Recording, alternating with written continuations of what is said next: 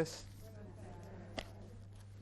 Esta es la única conferencia que vamos a dedicar exclusivamente a un autor, porque hemos hablado primero de nada menos que Homero y Dante, el mes pasado Cervantes y Calderón, y dimos un panorama general de la literatura del siglo de oro español, y hoy toca hablar de también el siglo de oro de la literatura inglesa, el primer siglo de oro, que es el siglo XVII, XVI y XVII, a caballo, mientras gobierna en Inglaterra la reina Isabel, hija de Enrique VIII, un periodo importantísimo de crecimiento de Inglaterra, que era una potencia de segundo orden en Europa, pero al terminar su reinado realmente se coloca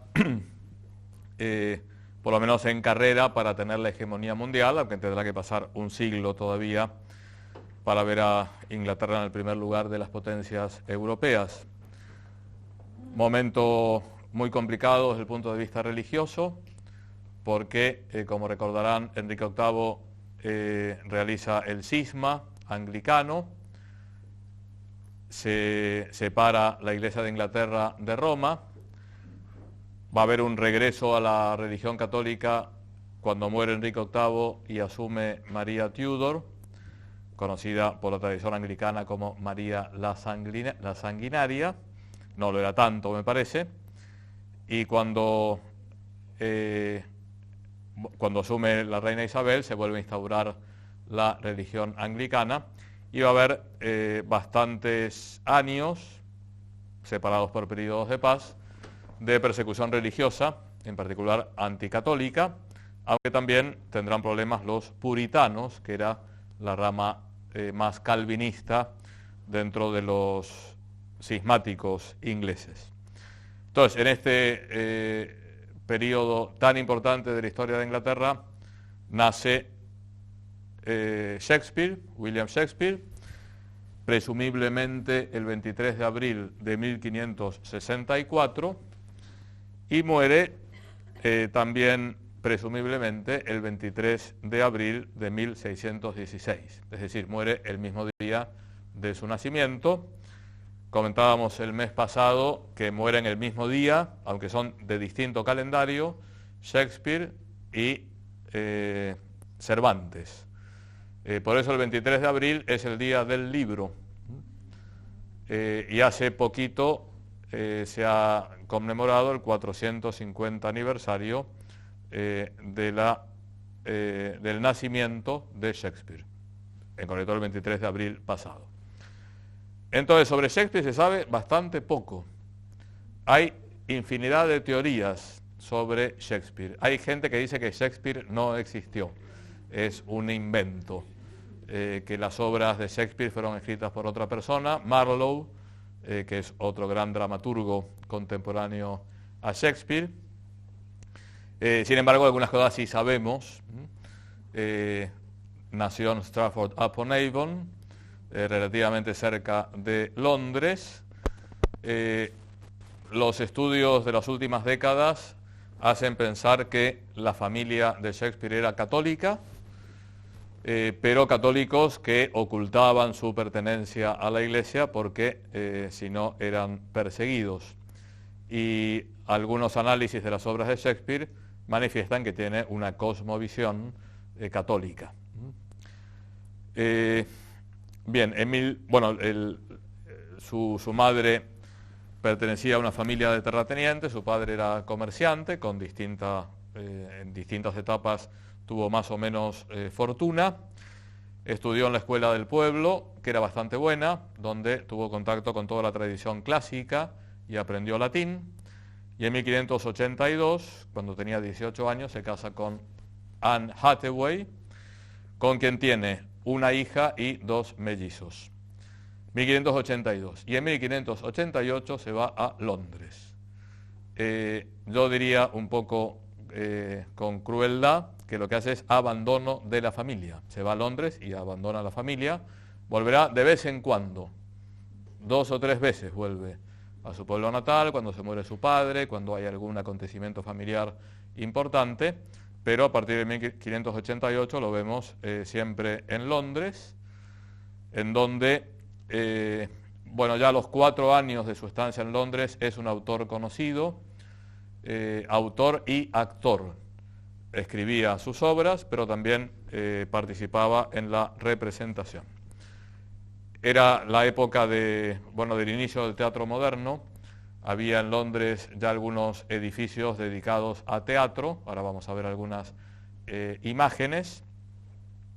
Y todas las compañías de teatro estaban patrocinadas por algún mecenas, fundamentalmente algún noble de la corte, y en los últimos años estará en la compañía de Shakespeare patrocinada por el mismo rey, Jacobo I de Inglaterra y de Escocia, V de Escocia y I de Inglaterra, que es quien hereda el trono después de la muerte de Isabel, que como bien saben no tuvo hijos. Bien, entonces, él escribió también la lista completa de las obras de Shakespeare. Nadie se pone de acuerdo, pero más o menos se puede afirmar que escribió entre 36 y 38 obras. La inmensa mayoría de las obras se apoyan en textos anteriores. Es decir, hay muchas versiones anteriores de Romeo y Julieta, de Hamlet, de Macbeth, de El Rey Lear. Entonces algunos han acusado a Shakespeare de plagio, pero me parece que es totalmente injusto. Es como Miguel Ángel hace sus grandes obras partiendo no de la nada, porque crear es hacer algo de la nada y eso solo lo puede hacer Dios. Y entonces, bueno, de un bloque informe de mármol, Miguel Ángel logra hacer una obra de arte. De toda la tradición literaria anterior, de cada una de estas obras, Shakespeare hace una obra magnífica que deja muy detrás a las tradiciones anteriores. Por lo tanto, me parece que de plagio nada, simplemente aprovechó un material para hacer una cosa muy novedosa y bastante perfecta dentro de las humanas limitaciones, pero creo que en Shakespeare tocamos una de las cimas de la creatividad artística de todos los tiempos. Entonces, escribió obras de teatro y poesía. Vamos a dejar de lado la poesía. Los sonetos son también una maravilla, pero nosotros en este ciclo estamos viendo fundamentalmente novelas y obras de teatro. Por algunos pasajes de los sonetos hay quien piensa que Shakespeare no tenía una orientación sexual muy definida. Ahora, como esto está de moda, decirlo absolutamente de todos, yo lo pondría con un punto de interrogación entre paréntesis y corchetes. Lo dejamos allí.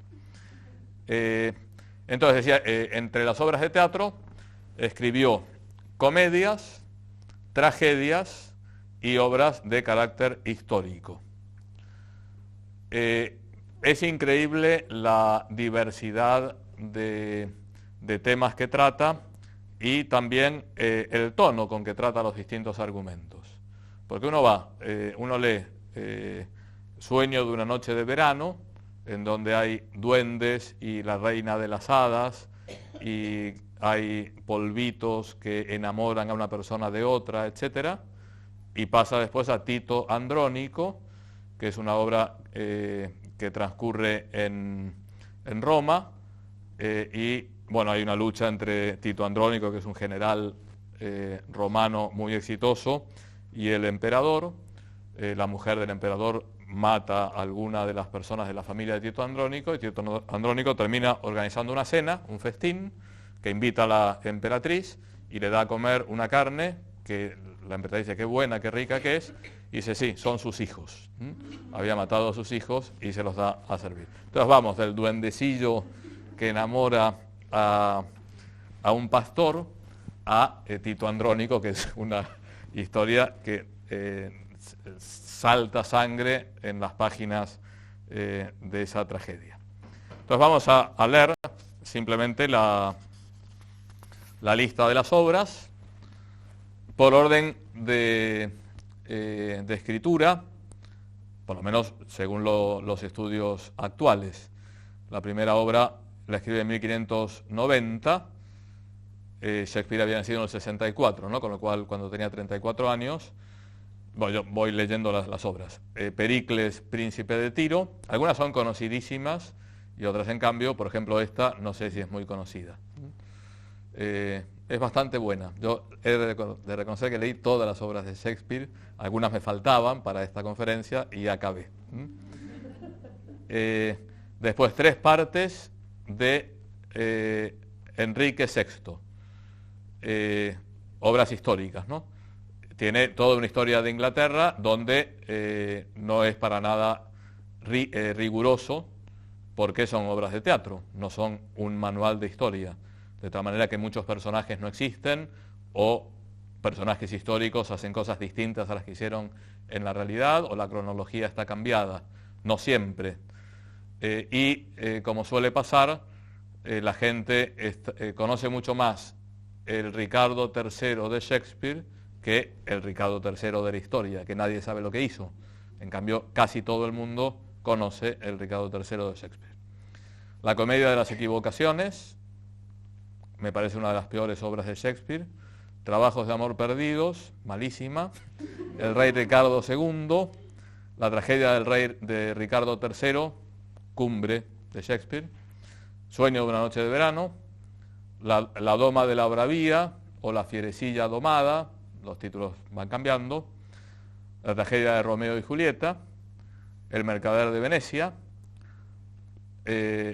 2 partes de Enrique IV, Vida y muerte del rey Juan, A buen fin no hay mal principio, La vida del rey Enrique V, otra cumbre, A vuestro gusto o como gustéis, Mucho ruido y pocas nueces, buenísima, Hamlet, príncipe de Dinamarca, otra cumbre, Las alegres casadas de Windsor, divertidísima, Noche de Epifanía, Troilo y Cresida, la famosa historia de la vida del rey Enrique VIII, Medida por medida, Otelo, el moro de Venecia, otra cumbre, El rey Lear, otra cumbre, La tragedia de Macbeth, otra cumbre, Julio César, otra cumbre, Antonio y Cleopatra, Cimbelino, la peor obra de Shakespeare, pero es de las últimas, que escribe, se ve que ya estaba cansado.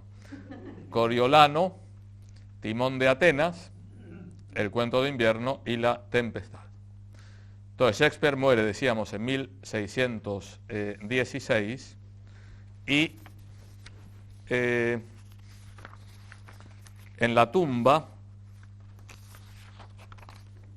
que está en Londres, dice, hay un escrito que dice así: buen amigo, por Jesús, abstente de cavar el polvo aquí encerrado. Bendito sea el hombre que respete estas piedras y maldito el que remueva mis huesos. ¿Qué quiere decir esto? Nadie lo sabe. Entonces de aquí algunos dicen, no, es que Shakespeare no existió y por lo tanto todo es una invención y por eso en la tumba no hay nada. Pero nadie se atreve a remover los huesos porque acá hay una maldición. Bien, entonces para ver un poquito el ambiente del teatro, cómo era un teatro en la Inglaterra isabelina, vamos a ver unos minutos de una versión fantástica de Enrique V que hizo Sir Laurence Olivier, que un gran actor inglés ya fallecido. Entonces está muy bien porque la película muestra la obra de teatro, es decir, lo muestra como si uno lo viera en el escenario, por lo menos muchas de sus partes. Creo que puede ser interesante.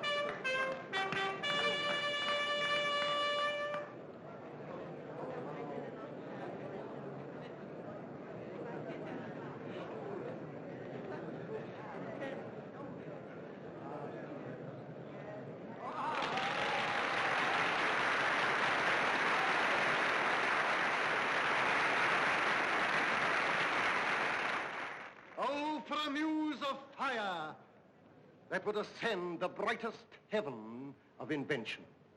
A kingdom for a stage, princes to act. Entonces, esto es para mostrar un poquito el ambiente que hay. Se pueden encender las luces, por favor. El ambiente que hay en un teatro inglés de esa época. Esto era en The Globe, que era uno de los más famosos, en donde había un contacto bastante directo con los actores, había una orquesta, etcétera. Y recordemos que uno de los actores era precisamente Shakespeare. Dicen que no era un gran actor, sobre todo era un gran autor. Vamos a ver, hay muchísimas lecturas de la obra de Shakespeare. Me parece, yo con la que comparto más, es la que afirma que hay toda una función moral en el teatro shakespeariano.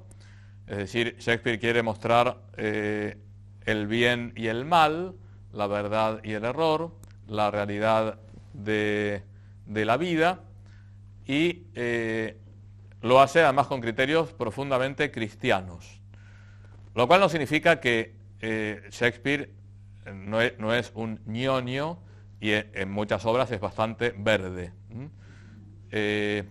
pero pone todo en su contexto, de tal manera que nadie se molesta con las alusiones que hace. Son siempre son alusiones, ¿no?, a inmoralidades, o también está lleno de violencia, lleno de ira, pasiones totalmente desbordadas, pero precisamente quienes captan la atención del lector y quienes a uno le gustaría imitar son las personas con virtudes, son las personas que viven cristianamente, o por lo menos que tienen virtudes humanas, como muchos de los héroes de la antigüedad clásica. Varias de las obras shakespearianas están ambientadas tanto en Grecia como en Roma. Veíamos la semana pasada, el mes pasado, a Calderón de la Barca, que tenía un auto sacramental llamado El Gran Teatro del Mundo, y decía que este mundo es como un teatro. La misma idea tiene Shakespeare, y en bastantes obras hay teatro en el teatro. Quizá la más conocida es Hamlet. En Hamlet, príncipe de Dinamarca, yo no sé si conocen un poco la historia, a Hamlet se le aparece un fantasma, un espectro, que es el espectro del padre de Hamlet, que fue asesinado, y entonces el padre le cuenta que fue asesinado por su hermano para casarse con su mujer, con su madre. Entonces Hamlet ya lo sabe y trata de desenmascarar a su tío, el rey Claudio, y a su madre, y por eso en una de las actos de la obra de teatro hay una representación en donde sucede lo mismo que pasó en realidad: el asesinato del rey y la subida al trono de su hermano, etcétera, para ver cómo reacciona Claudio y su mujer. Entonces, teatro dentro del teatro. Y en concreto dice, hablando del teatro en Hamlet precisamente, dice: cuyo fin antes y ahora es, por decirlo así, poner un espejo ante el mundo. Él en Hamlet lo que quiere poner es precisamente el espejo de lo que pasó, el asesinato de su padre, lo quiere poner también en la escena. Un espejo ante el mundo, mostrarle a la virtud su propia cara, al vicio su imagen propia, y a cada época y generación su cuerpo y molde. Entonces quiere poner la virtud como algo virtuoso, valioso en sí mismo, y el vicio como algo detestable. Por eso hay tantas virtudes y tantos vicios en las obras de Shakespeare. Hay un texto de A vuestro gusto, o como gustéis, donde dice claramente, subraya, que la vida es un teatro, o que este mundo es un teatro donde nosotros somos actores. Voy a leer el texto, pero nos recuerda lo que vimos de Calderón de la Barca. Son más o menos contemporáneos. Dice, es uno de los personajes que se llama Jacques, que es un medio filósofo. Dice, el mundo entero es un teatro y todos los hombres y mujeres simplemente comediantes. Hay una frase de Macbeth que es tremenda. Evidentemente hay que ver quién dice las cosas, ¿no? Porque si esto lo dice Shakespeare sería bastante escéptico. En cambio, bueno, atribuido a, no me acuerdo si es Macbeth o Lady Macbeth, que es mucho peor que él.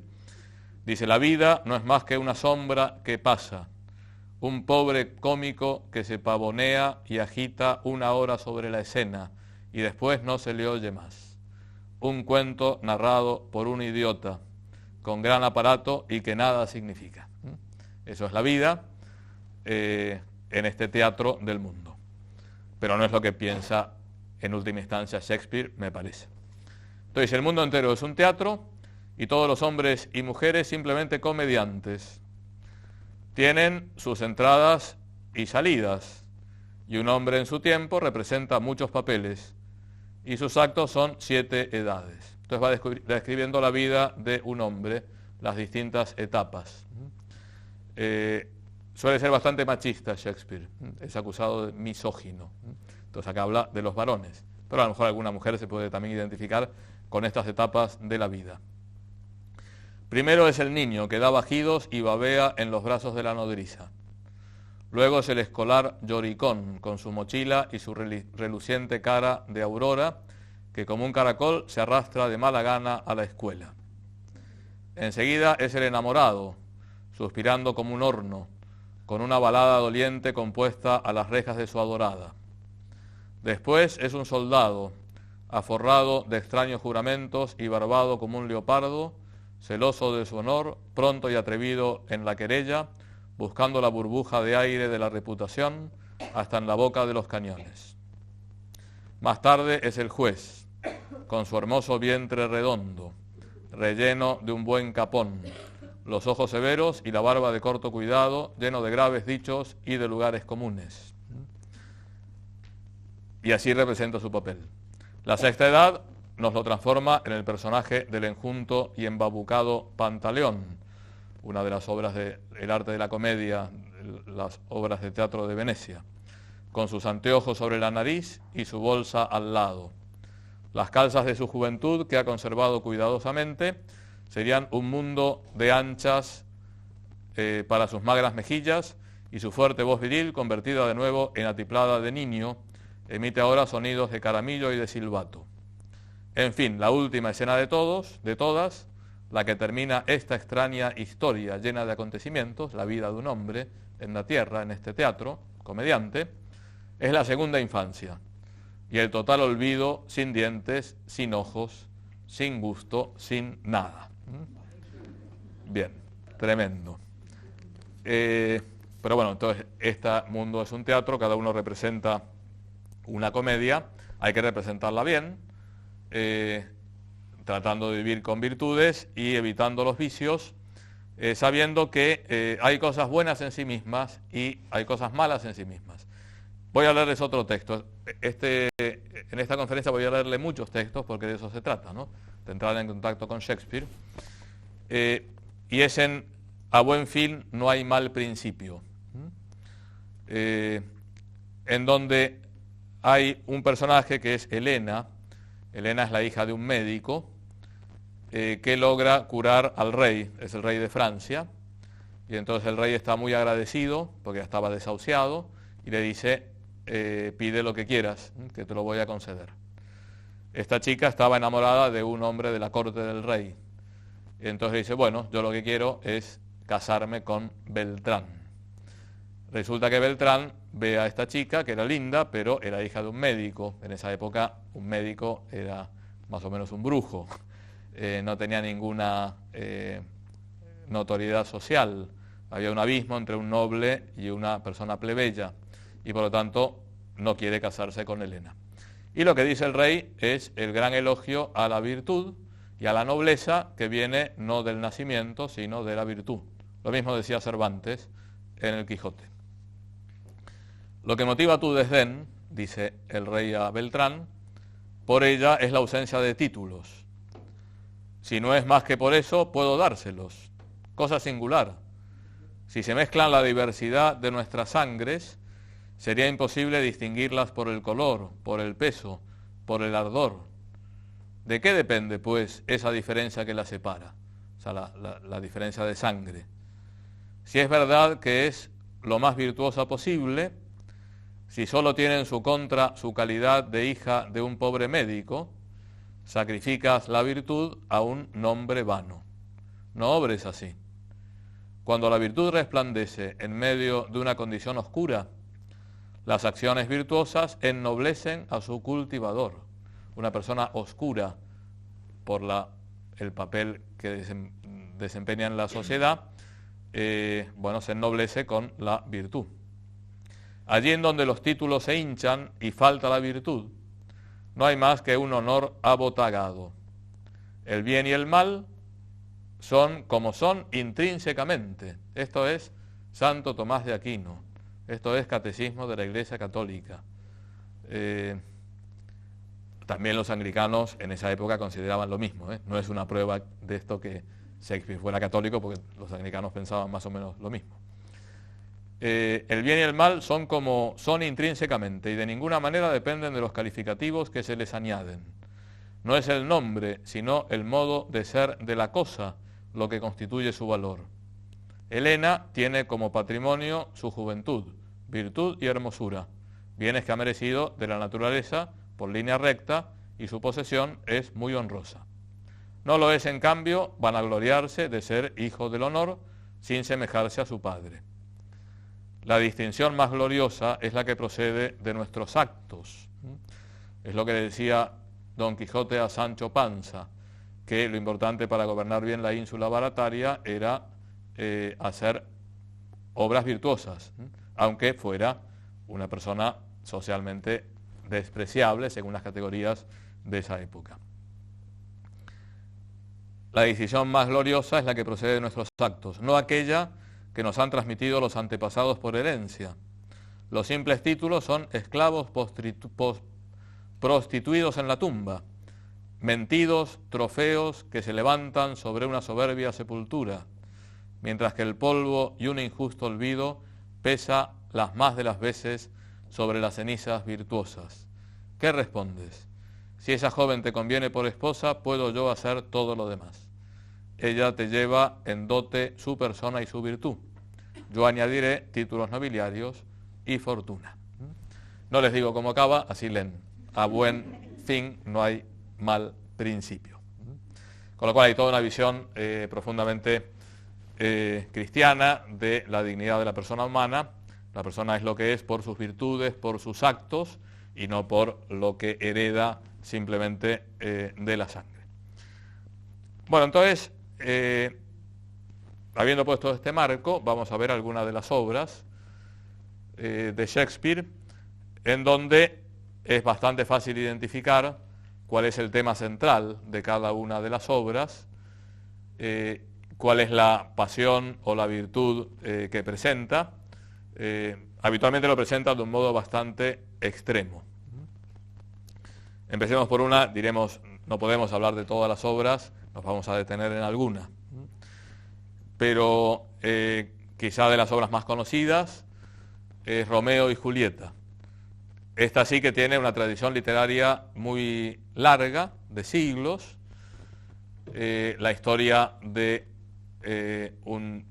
dos jóvenes que pertenecen a dos familias que están enfrentadas en Verona, los Montescos y los Capuletos, y a pesar de que era un matrimonio tremendamente incorrecto desde el punto de vista político, no se paran ante los prejuicios de la época, prejuicios sociales, tradiciones familiares, y deciden contraer el matrimonio. Esta sí cuento cómo acaba, ¿no? Los dos mueren porque la pobre Julieta toma un veneno que teóricamente, según había dicho el padre Lorenzo es un personaje muy prudente de Verona, que está convencido de que si tomaba eso iba a parecer muerta, pero después iba a revivir. Bueno, y de hecho revive, pero Romeo al final muere pensando que está muerta Julieta. Es una tragedia tremenda. Y sin embargo, ¿qué es lo que nos dice Romeo y Julieta? Nos dice muchas cosas. Acá tengo una frase que realmente es fantástica. Dice, es de una frase de Romeo. Dice, mi liberalidad es tan ilimitada como el mar, y profundo como este es mi amor. Cuanto más te entrego, tanto más me queda. El amor, cuanto más se da, uno más enamorado está. Cuando uno da amor, no es que pierda el amor, sino que se llena su corazón de un amor todavía más puro, pues uno y otro son infinitos. Ahora, se podría decir, a mí me gusta ver como la moraleja de Romeo y Julieta, que el amor redime, que el amor une. No sé si se acuerdan, en la última escena, los Montescos y los Capuletos vuelven a amigarse. Después de ver la tragedia y el sufrimiento que tuvieron estos dos chicos, bueno, se abrazan y deciden ya no pelear más. Entonces el amor es lo que salva, es lo que resuelve los problemas entre familias, los conflictos entre personas, entre naciones, etc. El amor es más fuerte que el odio, el amor es más fuerte que la muerte. Bien, todo esto es muy simple lo que estoy diciendo, pero quizás las lecturas más habituales de Romeo y Julieta es todo lo romántico, como es natural y como es lógico, pero creo que va más allá. Un amor puro, porque es un amor puro, además de que tienen Romeo y Julieta, bueno, realmente puede unir lo que estaba totalmente separado. Y eso es una lección profundamente cristiana y profundamente humana. El mercader de Venecia. No sé si se acuerdan la historia, pero en definitiva hay un judío, también se acusó a Shakespeare de antisemita, pero hay que poner las cosas en su contexto, evidentemente.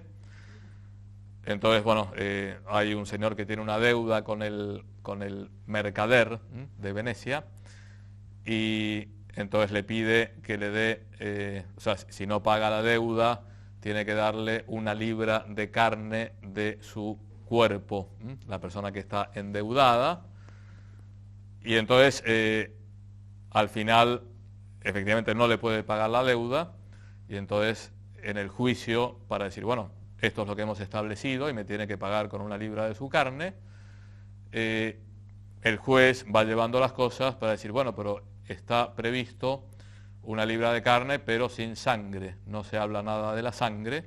Entonces, si logran cortar 1 libra de carne del cuerpo del que debía sin derramamiento de sangre, entonces que se haga, cosa que es absolutamente imposible.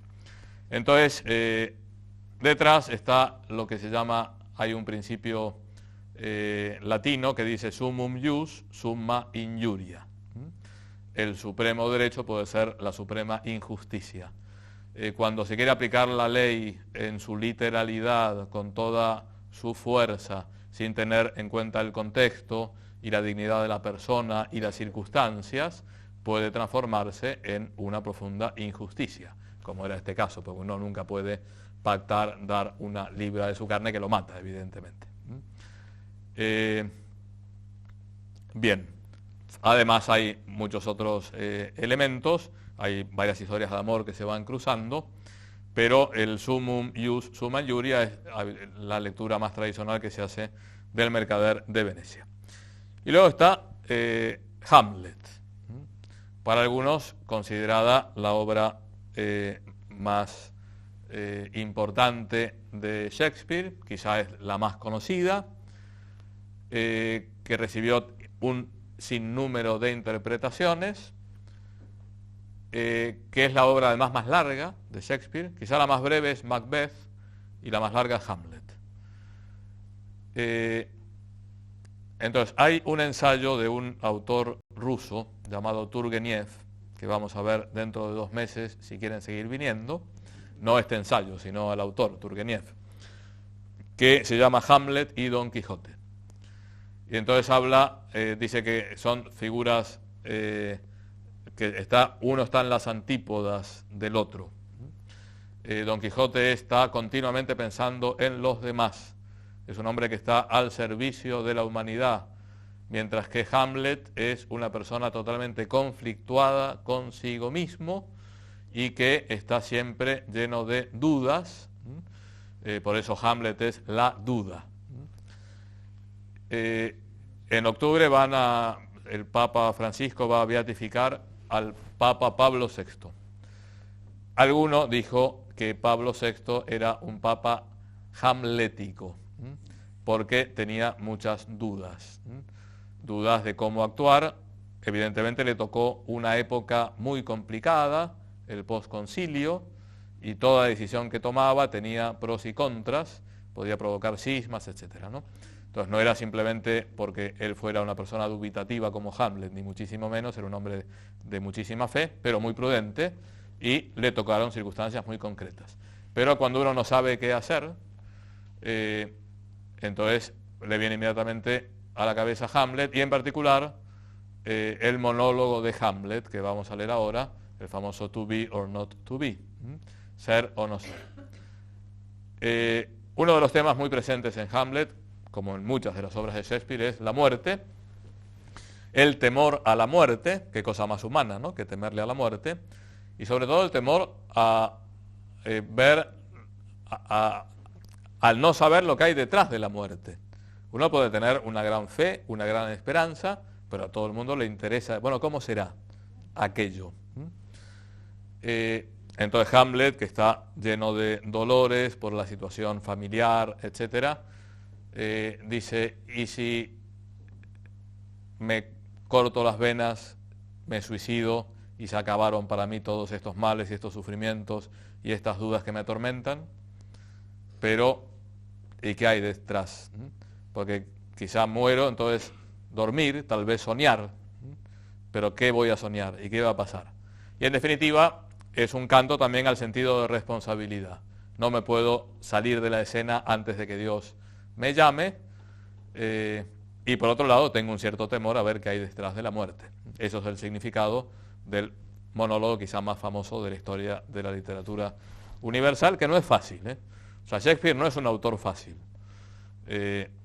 Uno puede hacer unos estereotipos, unos esquemas, pero leyéndolo es bastante profundo, y a veces se nos puede hacer un poquito engorrosa su lectura. Dice Hamlet, ser o no ser, esa es la cuestión. ¿Cuál es más digna acción del ánimo? ¿Sufrir los tiros penetrantes de la fortuna injusta u oponer los brazos a este torrente de calamidades y darles fin con atrevida resistencia? Morir es dormir, no más, y por un sueño diremos, las aflicciones se acabaron y los dolores sin número, patrimonio de nuestra débil naturaleza. Este es un término que deberíamos solicitar con ansia. Morir es dormir y tal vez soñar. Sí, y ved aquí el grande obstáculo, porque el considerar que sueños podrán ocurrir en el silencio del sepulcro, cuando hayamos abandonado este despojo mortal, es razón harto poderosa para detenernos. ¿Con qué voy a soñar? ¿Qué va a pasar detrás de la muerte? Por eso me detengo. Esta es la consideración que hace nuestra infelicidad tan larga. Esta vida es infeliz, pero yo no puedo ponerle fin. ¿Quién, si esto no fuese, aguantaría? Y acá pone una serie de cosas que causan sufrimiento, y creo que le causaban sufrimiento a Hamlet y a todos nosotros. ¿Quién, si esto no fuese, aguantaría la lentitud de los tribunales, la insolencia de los empleados, las tropelías que recibe pacífico el mérito de los hombres más indignos, las angustias de un mal pagado amor, las injurias y quebrantos de la edad, la violencia de los tiranos, el desprecio de los soberbios? Cuando el que esto sufre pudiera procurar su quietud con solo un puñal, podría acabar con todo esto, matándose. ¿Quién podría tolerar tanta opresión, sudando, gimiendo bajo el peso de una vida molesta, si no fuese que el temor de que existe alguna cosa más allá de la muerte, aquel país desconocido, de cuyos límites ningún caminante torna, nos embaraza en dudas y nos hace sufrir los males que nos cercan, antes que ir a buscar otros de que no tenemos seguro conocimiento. Esta previsión nos hace a todos cobardes. Así la natural tintura del valor se debilita con los barnices pálidos de la prudencia. Las empresas de mayor importancia, por esta sola consideración, mudan camino, no se ejecutan y se reducen a designios vanos. Bien, está tocando un tema fundamental de la experiencia humana. Lo hace con palabras muy profundas, aunque muchas veces es superficial, divertido, simpático, etcétera, las más de las veces es tremendamente denso Shakespeare. Hay que leerlo con calma, uno no puede leerlo mientras espera el colectivo en diagonal, porque entonces no entiende nada. Dice, bueno, ¿esto qué me quiere decir? Entonces, el respeto a la muerte, el respeto al más allá, la responsabilidad de seguir cargando con los sufrimientos de esta vida. Bueno, todo esto lo que quiere decir Hamlet en el monólogo. Entonces vamos a dejar aquí y seguimos dentro de 10 minutos.